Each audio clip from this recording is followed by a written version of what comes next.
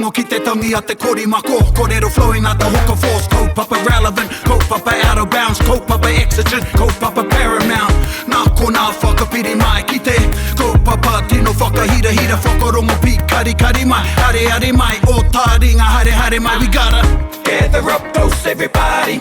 Gather up close everybody. Kani move that body. Kani move that body. Kei ngā wahatū takatau, kei ngā kāwai whakaniwha, o runga i ngā mātāwaka, o ngā maunga whakahi, ngā wai pounga hoi a ngā mātua tūpuna. Tēnei te mihia kei te whakamānawa ke kia koutou. Nau mai hoki mai, anei ki te punua pāho o Taringa, e whakapāho atu nei i te pokapū i raro tonu i ngā manaakitanga a te kuia nei. Ana a apakura e tū nei, anei te wānanga o te roa, coming at you from the bustling metropolis, Te Aomatu. Ding, ding, ding, ding, ding.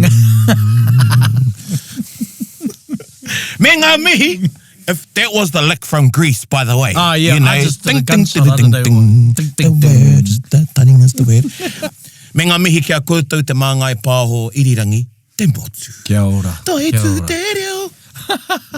E nā, anei tā tāua manuhiri e tai, engari he hoa kōrua i te kura, ne? Ai, i te kura, i te... No reira, he mahi nana kia kei te haere, te āhua nei. Engari, Hamuera, tēnā koe, nau mai anei ki a Taringa, anei te reo mihi kia koe e tai. Tēnā koe. Tēnā kōrua. Ngā mihi nei kia kore, Lindsay, koro ko Brownie, te puairi. Tono mai kia te kōrero. I tēnei wāno re mihi nei kia kōrua. O tira kia koutou katoa e whakarongo mai nā. Ai, tēnei mihi nei kia koutou whai wā ki te whakarongo mai ki enei o ngā kōrero. Chet. Kia ora. Kia ora. Wa ka waiho koutou kia noho tonu a koutou i te pari o koutou tūru. Kia huri ki te kiwaha, so let's get into our kiwaha. Ai. And then we'll get into our... Because iwi o te wiki. Ai, iwi o te wiki e te iwi. If you didn't know. Engari kia huri kia koe Hamuera, kia koe tā tātou kiwaha. Ko te tino kiwaha o mātou Ngāti Porou e noa nei ki Heretaunga nei, ko te ehoa. Ehoa. Ko tērā kupe he pera, he ehoa. He pera i te e tā, e hika. Engari tīmata mai tērā kiwaha, te taio aku a pāpa, ko Curly. I'm sure everyone's got a curly. Everyone's got a curly. Uncle Curly. And a bori. Yeah. Curly heo. Ana, tīmata mai te ehoa. Ana, nā wai rā ka huri ko te wairua o te tuku, ne? Te wairua i te tuku. I tēnei wā he te nuinga o te wā he mea whakatoi i te tangata. Ngā mahi kore take o te tangata. Ehoa. Okay. Ehoa. Ehoa. He mea whakami, kua roa hoki te wā, maumahara au te wā, ki te au i tētahi o aku karangatahi i tāmaki wakaurau. Ana, engari, ki te au ia, ehoa! Ana, ka mōhio, no Ngāti Porou ki Heretaunga, te au taiara. Ai. He kiwaha, rongo nui.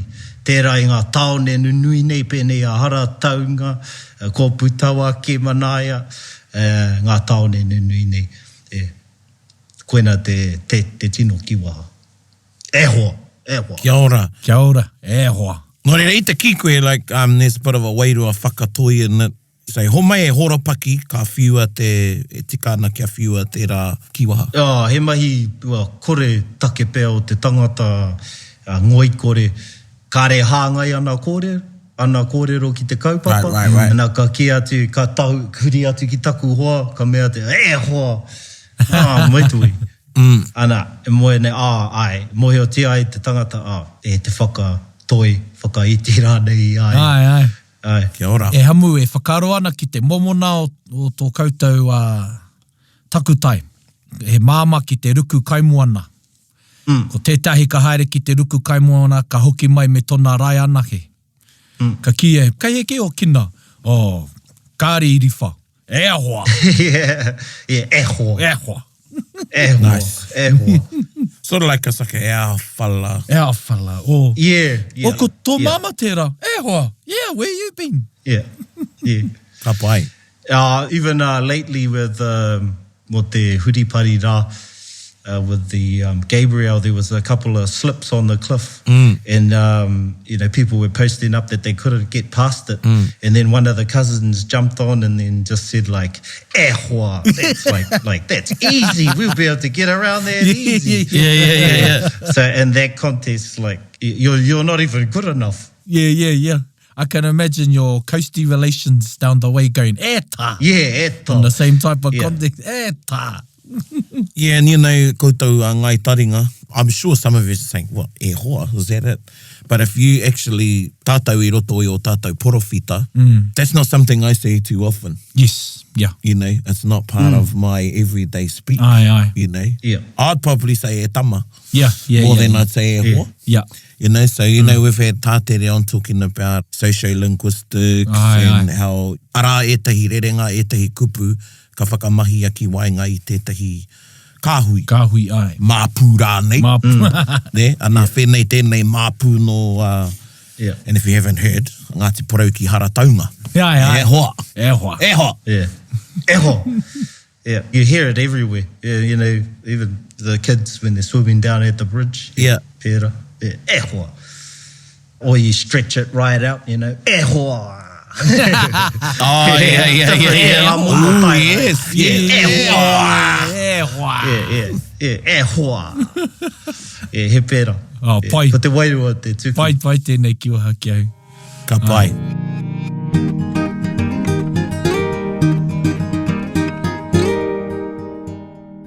O tēnā koe e hoa. Ai. Yeah. Tēnei iwi o. Engari tuatahi ake, ka whakahokia ki a koe I te mea whai wā koe ki te kōrero mai ki te iwi nei no whea koe o tātai ene ka haere tonu ai ngā kōrero. Ai, no ngā kārangatanga hapu o Ngāti Porou, I heke ki runga I a te aitanga mate, te whānau a rā kairoa, Kia ora. te awera, me te whānau a iri te kura. Ko o mātou nei tīpuna I ka heke ki runga I e rā hapu, Kia ora. ne, I tai mai ki Heretaunga, ki te kokoru nei o Heretaunga, I ngā rautau te kaumāwaru. Kia ora. Nō reira mātou I ki ai, ko Ngāti Porou ki Heretaunga nei.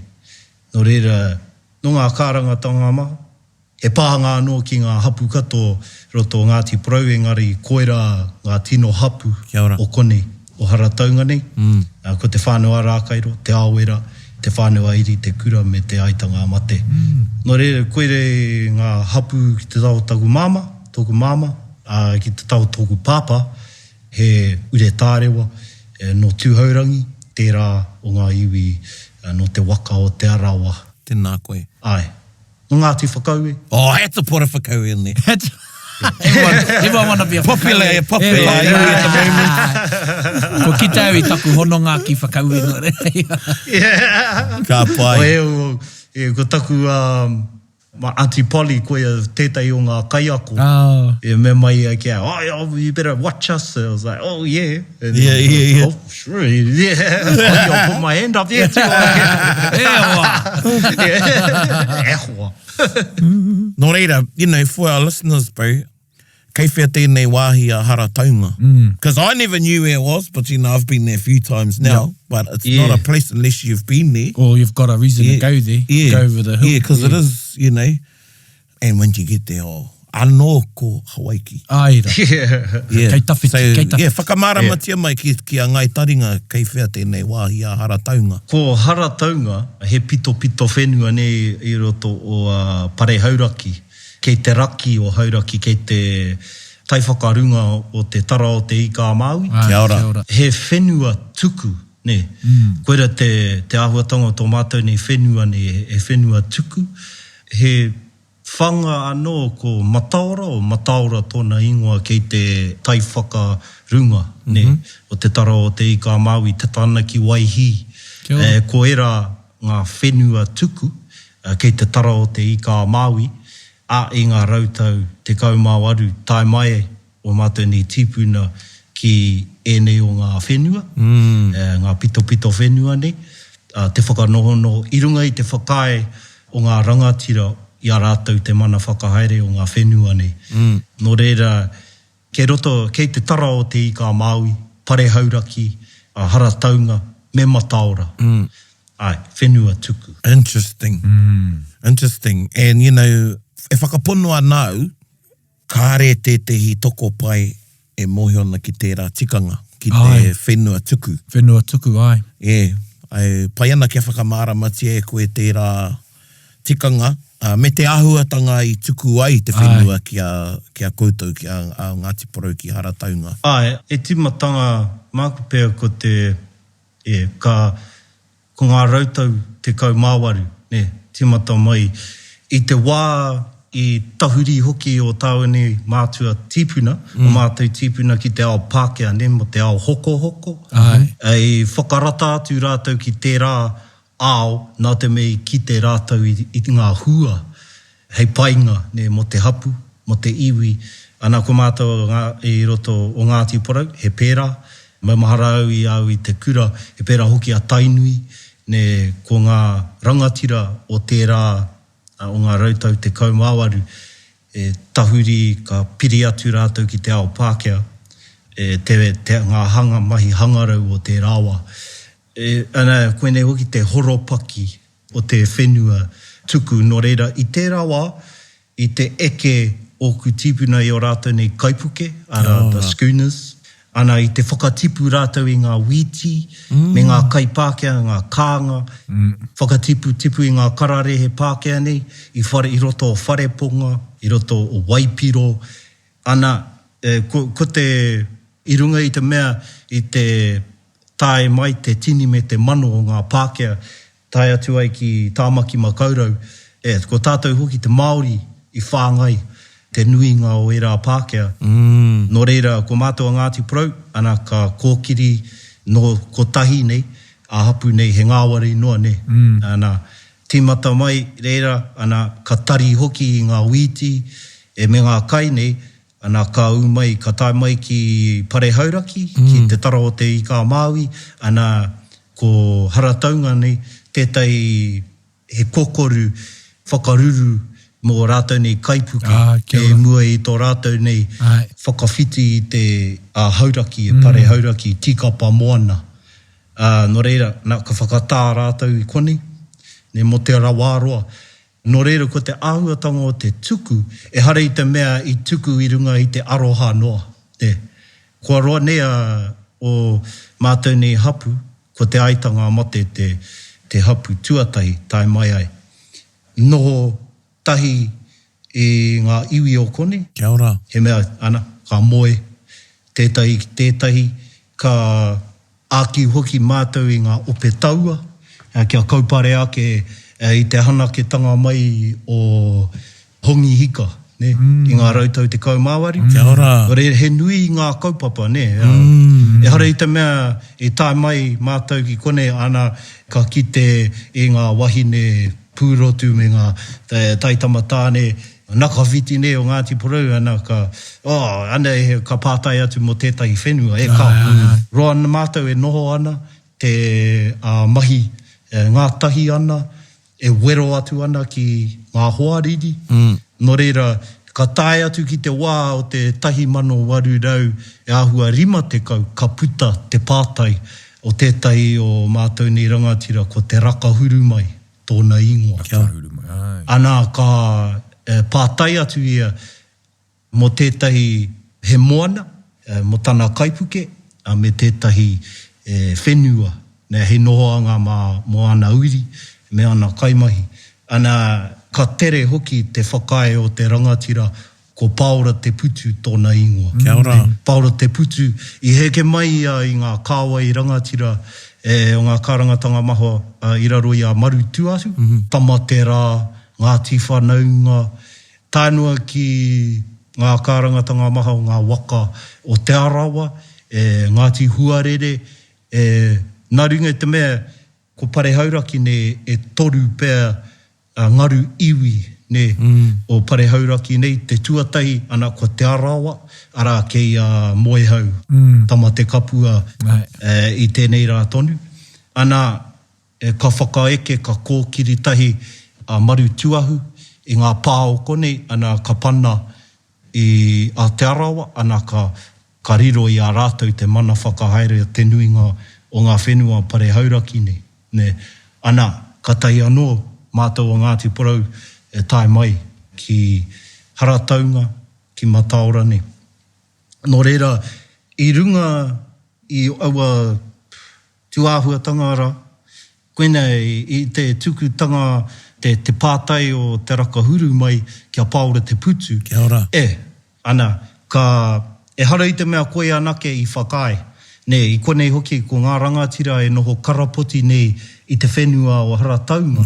Ko paora te putu tēnā, ana ka peka atu ki te rāwhiti, ka pātai atu ki ngā rangatira o roto o Ngāti Huarere, ana ki te uru, ki ngā rangatira o Patu Kiriki, ki te raki o Heretaunga, i te rawa ko Rauka Tauri, i heke mai i te waka o te arawa. Nō reira, rapa ia hoki te whakae, ne ana ka āminetia, te whenua tuku. Nō reira, he tikanga nui whakahirahira, te rawa. Ne, nui whakahirahira. Tēnā koe. Koena hoki tae mai ngā māpū ne, o Ngāti Porou ki te whakanui ne, i tēnei tuku. Ka puta ake i te pātai a te rakahuru mai i te 1850. Mo te ka mate atu ia.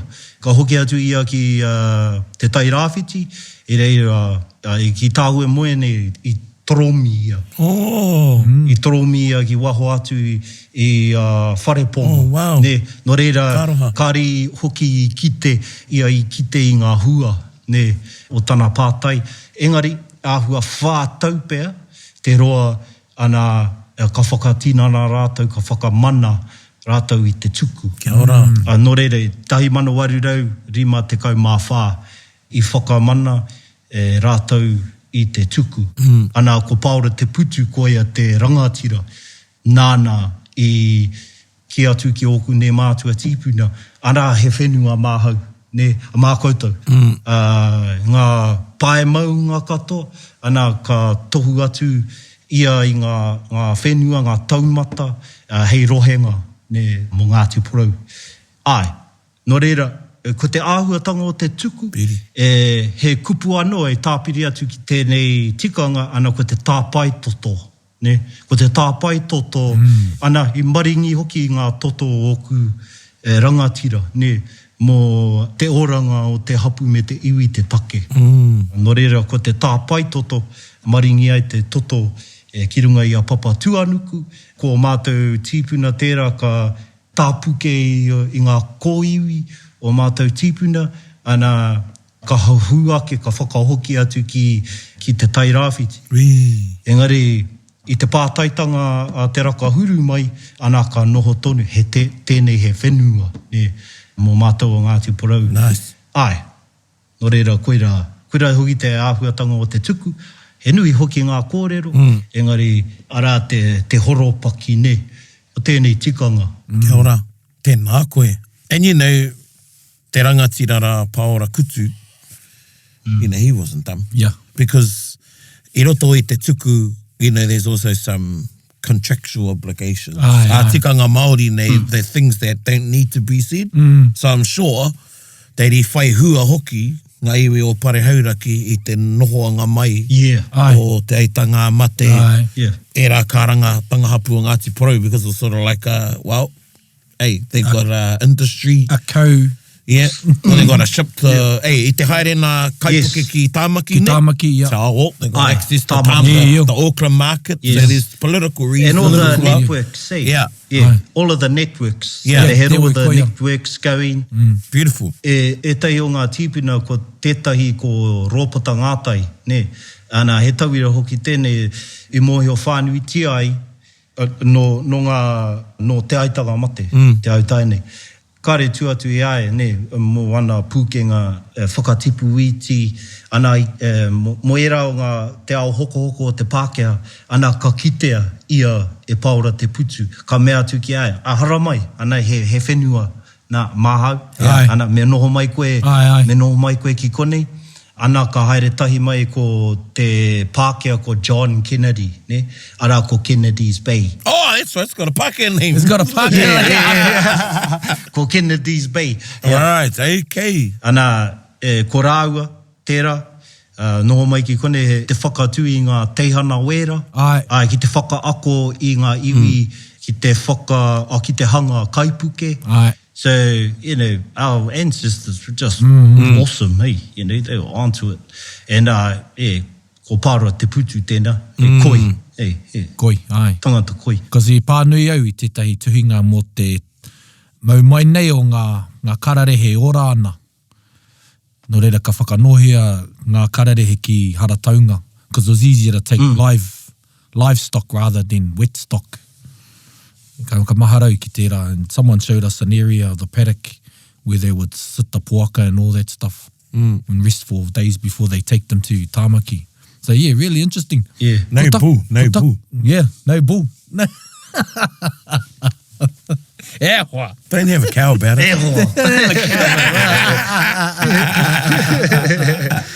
Hey, that's enough.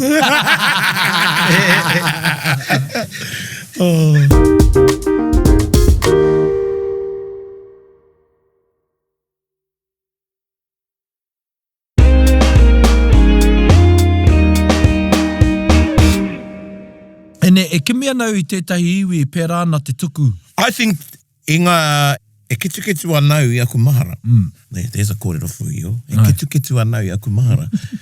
And I taringa nei, and ki au, koe nei pea, te iwi o te wiki tuatahi, ko puta tēnei I tikanga. Ai.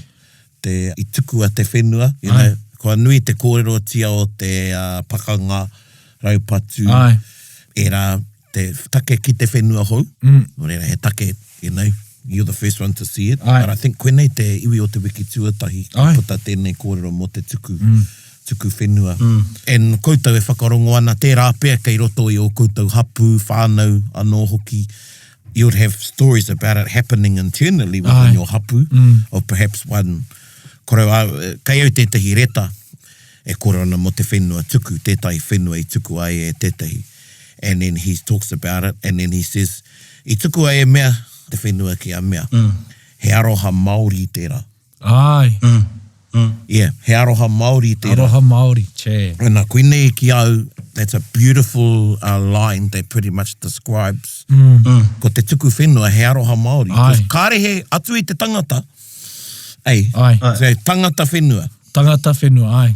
Yeah, you know, mo te uara, wāriu, ko te whenua. Ka hoki anō ki taua whakatauki. He hutu whenua tērā. Mo te nui o te wāri o tētahi mea. Kia ora. Kia ora.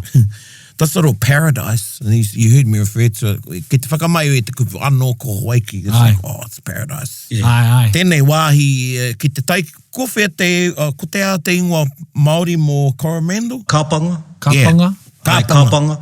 Ko Waiau. Hoki Waiau. E tai, ki e tai. So it's just over the hill. Just over the hill.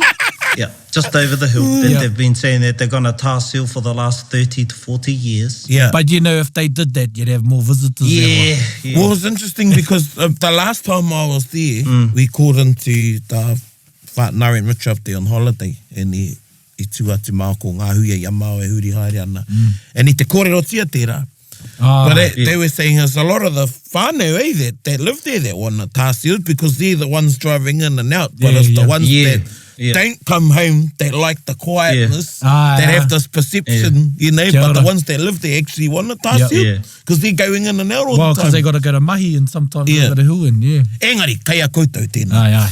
Kia ora. Yeah, no, honestly, man, it just shakes our cars to death. Hey? Yeah. And like you're constantly getting, So there's all those types of things, but the reality is te nuinga o ngā Pākehā ne, no ana I tāmaki makaurau, ana kua peka mai ana, kei te whakatui o rātou nei whare ki te raki o Heretaunga. So all of the increases, you know, and all of the numbers have increased.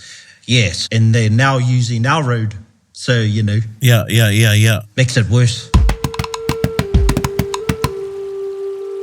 Ko whetai o ngā tūtohu whenua. Kia ora. Ka kitea I Heretaunga, nā pai maunga, e rohe nei i te takiwā, i te whanga o a Heretaunga. Ko tētahi o ngā tino tohu, whenua he mautere, ne? Ko te mautere kia nei ko ahuahu. Koina i roto i a mātou o te tai rāwhiti, kare he mautere rongonu i tēnā, ne? Tuatahi mai ai a Paikea i te oranga koia hoki e kia nei ko te morehu o te huripu reiata, ne? Me ngā kōrero e pāna ki te huripu reiata, arā kei te māhau o te whare nei, ne? Ngā kōrero kei te e roto i ngā kōwhaiwhai. No reira i tōna taenga atu ki ahuahu, he kōrero anō tēnei kei ka haere tonu ngā kōrero. Ara ke ngā tohu, engari tōna taenga atu ki ahuahu, ana ka e aiki ngā kōrero koe hoki tērā ka keri i ngā kirikiri o i tātahi, ana ka puare ake ka hau atu ki roto, ana kia mahana tōna tinana, ne? Arā koe te ahuahu ngā kirikiri. I reira, ana koe te ingoa o ahuahu. Nā wai rāka moe ia ki tētahi wahine ko āhuru mō Wairaka, ana ka noho mai, ara ko āhuru mō Wairaka no ngā kāwai o te whānua kupe o te tini o toi, peka atu ki roto i tainui hoki. Ko āhuru mō Wairaka. Ana ka noho mai e tahi o ngā uri ki te mautere rā o ahuahu. Kia ora. Ara, koera tētai o ngā tino tohu, whenua. Ara, ko moehau. Te moehau tanga tama te kapua. Me ngā taupatu-patu e haere tonu ane. Ngā wana.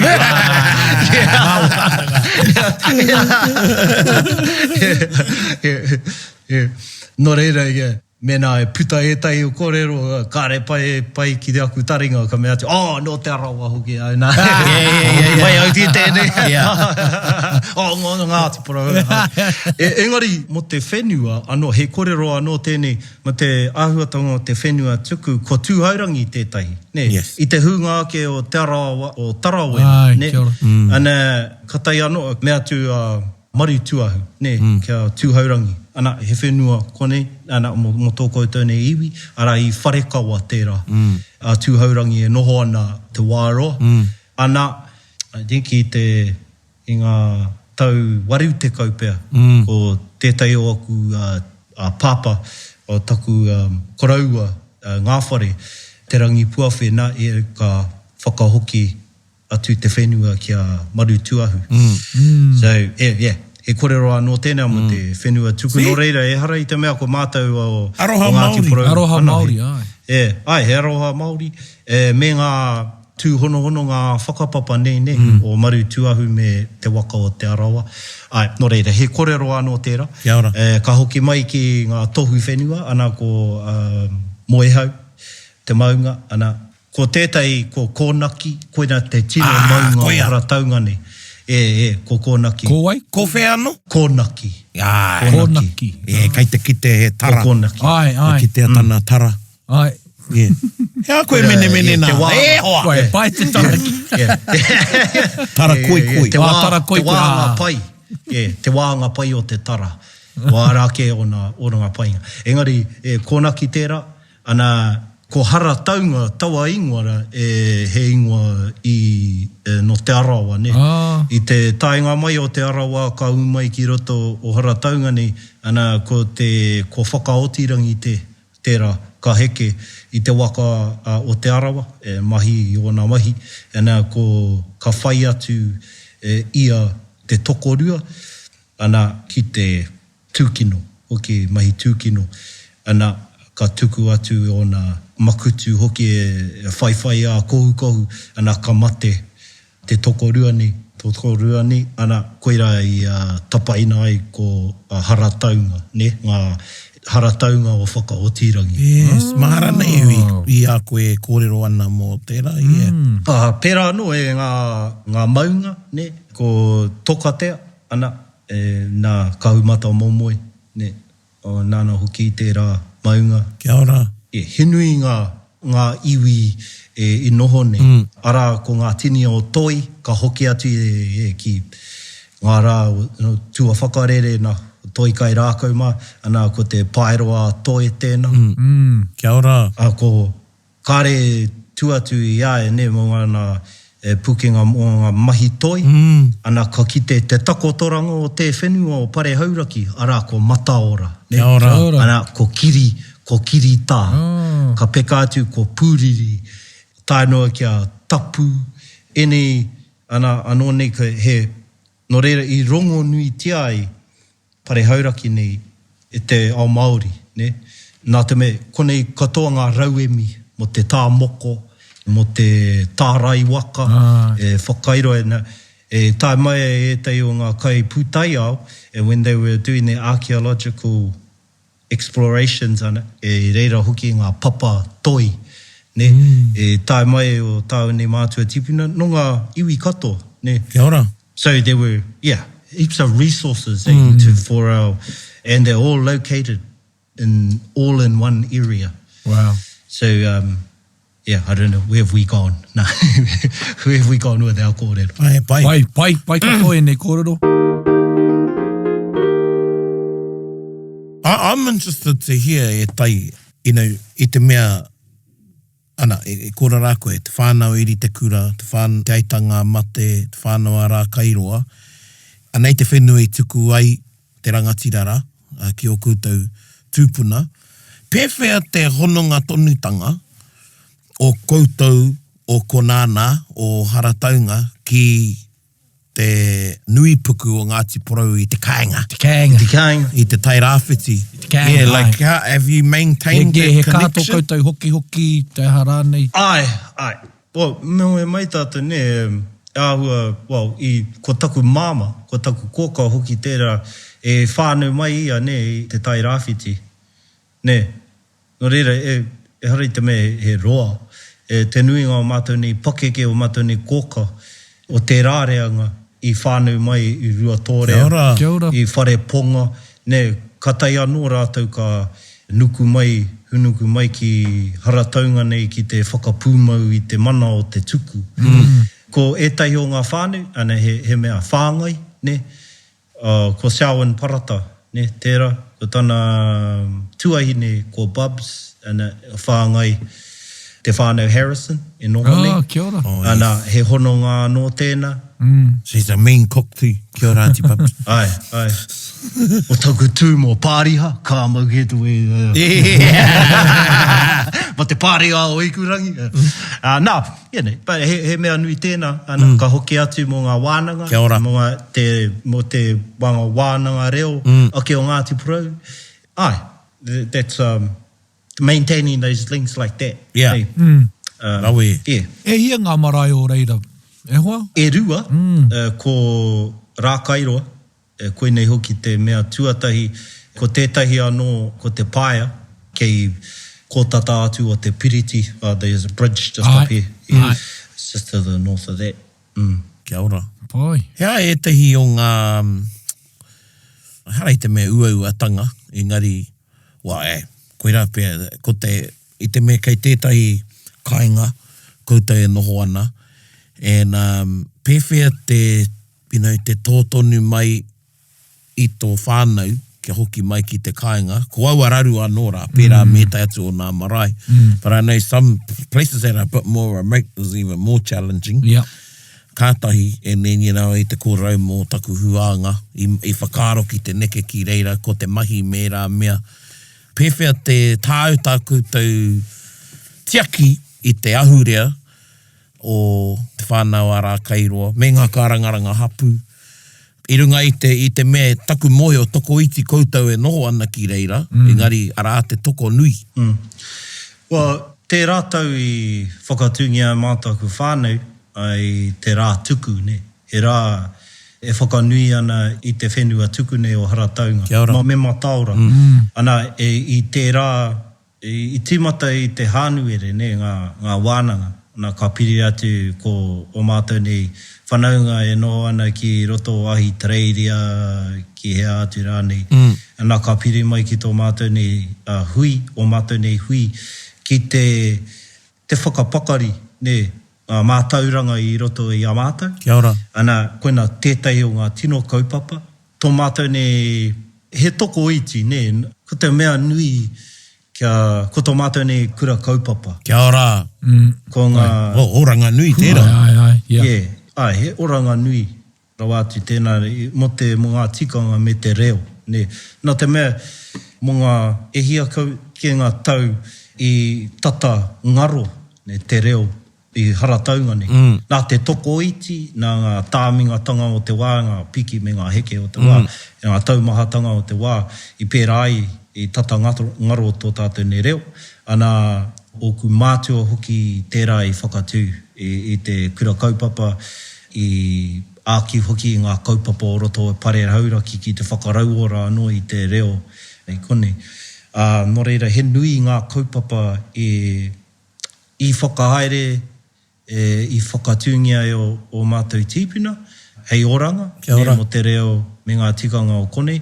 Engari, i tēnei rā tonu, ko mātou kei te kaue tonu, tonu tia ngā kaupapa, ngā rā he whakanui, koera hoki tētahi, ka whakatū, ka tū tahi prakatihi, ne mea waiata, kia tito anō i tahi waiata hau, ne, nā te mea, nā tō mātou noho i waho atu i te rohe, o Ngāti Porou, he mea motu hake anō tērā i roto i a mātou, ne, tō mātou nei Ngāti Porou tanga, engari, nā te mea kei whenua kei rohe ke mātou e noho ana, ara o mātou nei ko ngā iwi, ne, no karapoti nei a mātou, no reira, he nui ngā waherere ke, ne, herere ke tō mātou i Ngāti Porou tanga, kone, hamu tanga pēa o ngā iwi o kone, and he mea pai atu tēnā. Ana! Engari kei te whiriwhiri tonu mātou, ne, te huarahi kei te tipu tonu whanake haere tonu tērā āhuatanga i roto i a mātou. Koina hoki tāku hoki mai ai te kāinga, ne, ki te tau awhiawhi te āki hoki o mātou ni pakeke, nā te mea i ngā tau āhua te kau nei, arake te toko maha o mātou ni pakeke kua hipa atu, ne. And it's really had a devastating effect, you know, because I think, you know, in their time, I tipu mai rātou i tērā ao, i te ao kōhatu, it was normal. There wasn't really any plans of continuing, what's the word? There's a word for it anyway. For the generational transmission, the transmission of that. It wasn't articulated and it wasn't clear. What that meant is that a lot of ko mātou ni mātauranga me ngā akoranga i tata ngaro. Kia ora.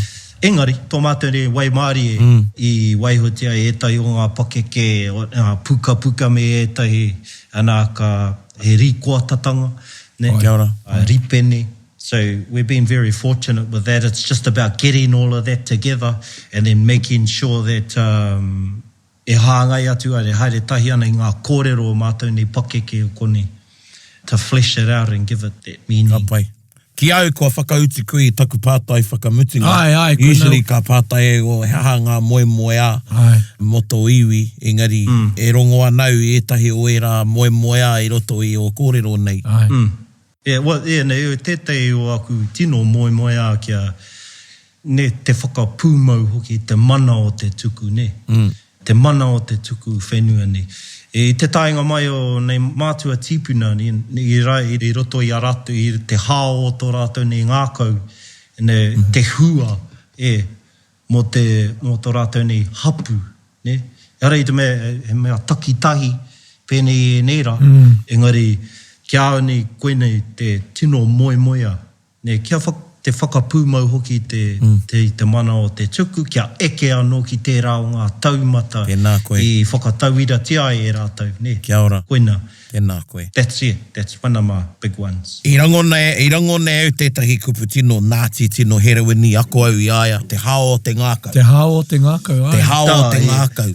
Nō reira e tai e hika, i runga i tērā ko te hao o tōku ngākau, ka whai hokowhitu koe, koutou ko karangaranga hapu o ko nāna ki te whakatupu tonu i te ahurea o te Ngāti Porautanga o ko nānaka.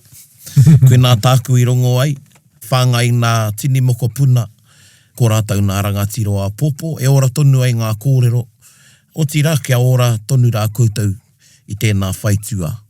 Nō rere mihi ake ana, and closing off, wātua tai tūtaki rā hau kia koe was manu kōrero pōwhiri at ora kei marae. Oh, yeah. It was 1995. Ai, I think that's when you had one dread. Ako nei pe i ko rā hoki koe. Kao i te kura wainga tunu, Ai. Iau tau, ai. Yeah. Ai ki haere koe, kare pe koe i tīpene i te rā wā. Nā, ko tana tuakana ke Nā. tīpene ko i Yeah. ki O taku ngā tuakana. Tapuai, yeah, because you had your Yeah, yellow yeah, shirt on. That's what I remember. Yeah. Yeah. That beautiful yellow shirt. Yeah, koe nā taku tūtaki hanga tuataitanga kia koe, whether you remember that, but I do. Are whana ake nei. Yeah. Because ko nero ne me te pānapa. Yeah, koe nā i tūtaki ai. Koe taku, i rāmutu. Yeah. Karanga tahi māua ko tōna māma. Ana. O ka hoki nā mahara. Oh, nero. Yeah. Ko ai mōhio i te rā wā. They would be sitting just a few years later. Yeah. I tētai punua pāo. I don't think the word was even invented then, podcast. I think internet was just, between, it was internet existed then. Yeah, it was a loud noise. But it was like, hey, toko iti. But e tai e mihi nui ana e whakamānawa ana kia koe. O tira, ki o rahi. E ngā manakitanga nui kia koutou. Tēnā koe. Mihi nei kia kore, rawe hoki ngā kōrero i tēnei wā. Ngā pātai e pāna ki te whenua o Heretaunga nei no reira. Ai, he mea nui whakahirahira tēnei mo mātou ki te tuku atu i ene o ngā kōrero, nea kia rangona e te iwi, no rere e mihi nei kia kōrua. Ke tino mihi o te ngākau hoki. No reira, ai, mihi nei kia kōrua o tira kia koutou, e whakarongo maina, ai, nei te mihi ngā mai ohatanga kia koutou katoa, kia tātou katoa. E hika mai, e hoa, tēnā tātou. Ko rangatira ke mātou i a koe. Tēnā tātou. E haora. Ai, tēnā koe.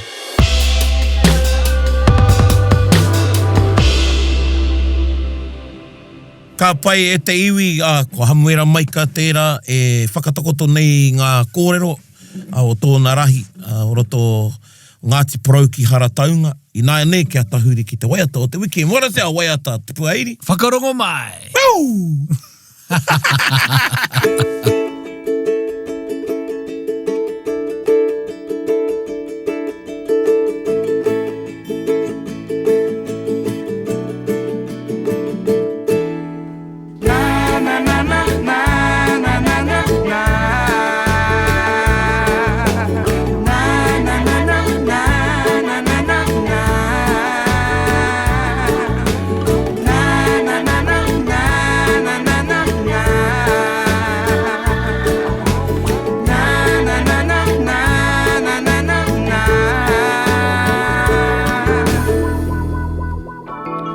Matika maira ko te iwi Māori, ina te mahi e mahi nei tātou.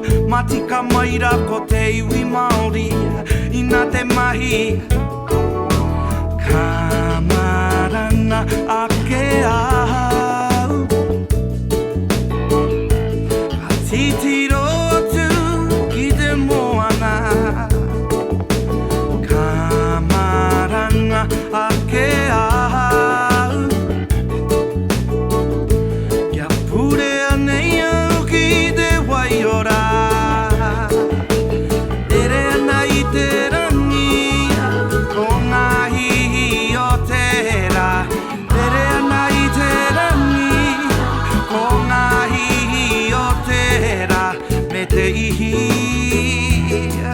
me te wehi me te wana o te whaka ue haue. Na na na na na na na na na.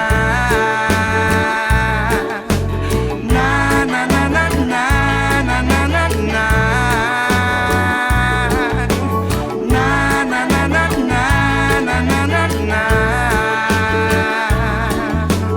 Na na na na na na na na na.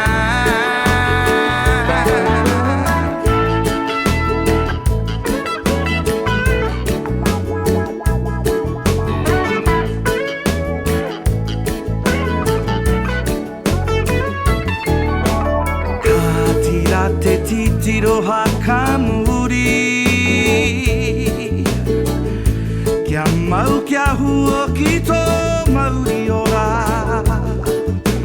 Ka tira te titiroha ka muri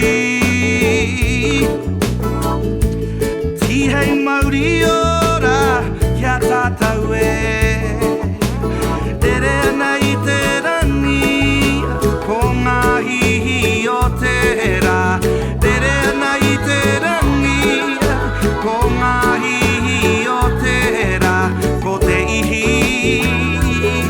me te wehi me te wana o te whaka aue aue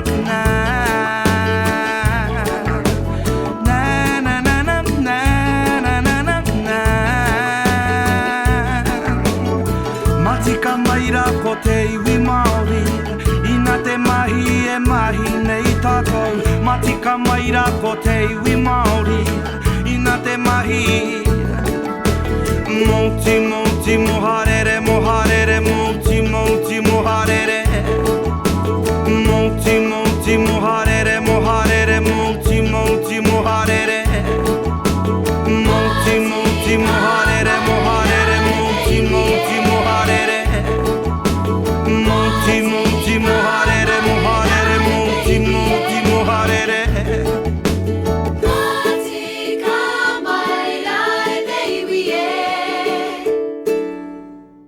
Pai tēnā waiatahi tautoko i ngā kōrero ko puta. Pai. But yeah, you know, ka hoki aku whakaaro ki te taku tainga tuatahi ta Ngāti ki reira. He uhunga, koea te taki, ana ko tā tātou pepe.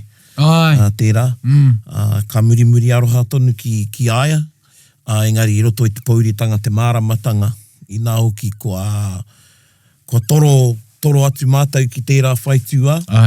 And you know, the last time I was there, Korohere was on the beach. Oh, was he? Actually, he was trying to get me to go stay with him and Hako because they were staying at the paia. Oh. Te whakarongo pe koe e hoa. Did he have a stop off? Eh? When he said thankfully, no, he didn't. was on the beach and I was like, oh. They wasn't beached. But yeah, i te kōrero mai, koe a hoki te wāhi whānau mai ai pei te huri nui. Ai. Yeah, i Heretaunga. Ai. Yeah, so, you know, koutou e te iwi, if you ever get an opportunity, if you are up in, you know, Kapanga, Waiu, then, you know, it's worth a trip. It's about 40-minute drive, eh? Yeah. Yeah, and it's middle and it's a bit windy, but you just take your time. That's the adventure. Yeah, and just go down and you can actually do a round trip right around. Oh, yes. If you follow the road go right, from Heretaunga and then ka haere tonu. Nō reira e mihi tonu ana ki a koe Hamuera. And yeah, beautiful too. I puta mai e rā kōrero mo te tuku. Mo te tuku, ai. Mo te tuku whenua. And also touching on the kōrero about when they tuku ahe whenua kia tūhaurangi, te wā o te hu o Tarawera. So there was the Tarawera eruption. And then I thought, you know, when the rangatira came to get them or told them to go back, that they gave the whenua back. Yeah. You know? Ana, whakarongo mai. Yeah, whakarongo. Whakarongo mai. And I'm thinking, oh man, I would have put a batch on it. Can I just have enough for a batch? Yeah. But he aroha Māori tērā. Aroha Māori ake nei. Aroha Māori, whakaro Māori, i whakahoki a te whenua. So there's a lot of lessons in this tere tiwi about tuku whenua. And hey, look at the map. Look at the proximity or lack of the ngā iwi o te Tairāwhiti. Ngāti Porou, and just how far away te Tarawota Ika is. Yeah. Where Heretaunga is. And you can get a good sense of where they travel, taking their haul to be sold and commerce for in Tāmiki. Hoino, e rā kōrero katoa. Kia ora tai, tēnā koe. Ai, tēnā koutou. O ngai taringa, e mihi ake ana, ko māua tēnei, pupuru ana i te Māori, kahurangi. O te rā Erika. Mihi ake ana. Hoi anō e te iwi. Tēnā rā koutou i o koutou taringa. Horahia tonu tia te kōrero. Ka ora. He nui tonu te hunga. Kāre anō kia whakarongo mai. So yeah, spread the word. Spread the word. Te rongo pai. Yes. Engari e mihi ana kia koutou mō koutou e tautoko mai nei i tā tātou. Kaupapa i runga i tērā. Huri noa. Tēnā koutou. Hei ko nā mai rā. Hei ko nā. Whakaronga pi kari.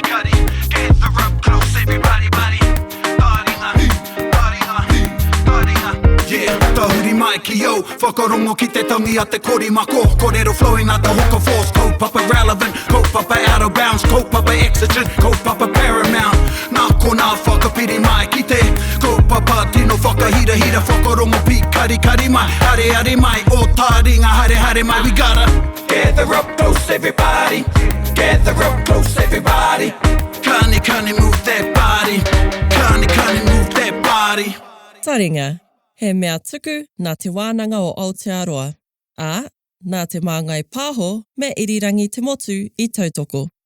To listen to more episodes, search for us on your podcast app and subscribe, or follow us on Instagram and Facebook.